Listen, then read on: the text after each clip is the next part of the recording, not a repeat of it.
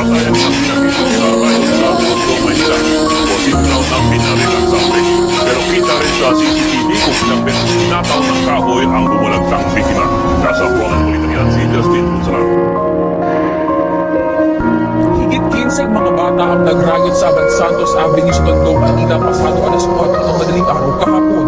Ang ilan sa kanila armado ng panghalong na kahoy.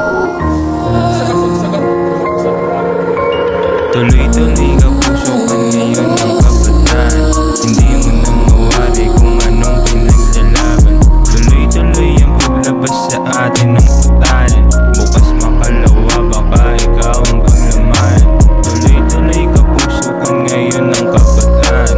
Hindi mo na mawari kung anong pinaglalaban. Tuloy-tuloy ang paglabas sa atin ng putanan. Bukas makalawa baka ikaw ang paglamayan. Huwag kang magangas kung takot kay kamatayan.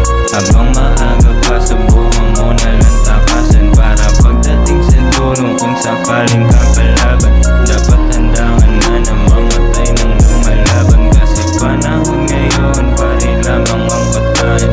Dapat handangan na sa mga oras ng ligtasan. Kung hindi ka pa handa, oras mo na na paglamayan. Kasi payamanan na ang laban dito ng maangas. Tuloy-tuloy ka puso ka ngayon ng kabataan. Hindi mo na mawari kung anong pinaglalaban. Tuloy-tuloy ang paglabas sa atin ng patayan. Bukas makalawa baka ikaw ang paglamayan. Ang sabi ni Rizal, kabataan daw ang pag-asa.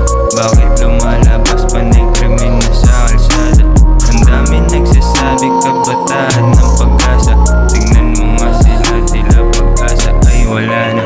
Wala na bang pag-asa kung patulad ka nila magbago't mag-isip ka bata? Wala na bang pag-asa kung patulad